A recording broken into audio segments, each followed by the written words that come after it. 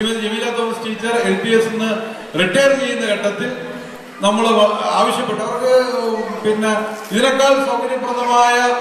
ഒരു എൻഗേജ്മെന്റ് കിട്ടാതിരിക്കും എന്നുള്ള വിശ്വാസം കൊണ്ടല്ല, തീർച്ചയായിട്ടും കിട്ടുമെന്ന് ഞങ്ങൾക്ക് ബോധ്യമുണ്ട്.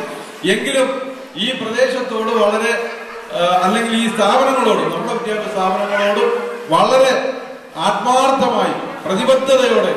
പ്രവർത്തിക്കുകയും നമ്മുടെ സമൂഹത്തിലുള്ള പാവപ്പെട്ട ആളുകളുമായി ഇടപഴകി വിദ്യാഭ്യാസ സ്ഥാപനങ്ങളിൽ നേതൃത്വം കൊടുക്കുകയൊക്കെ ചെയ്ത പശ്ചാത്തലത്തിൽ അവരുടെ സേവനം അഭ്യർത്ഥിച്ചപ്പോൾ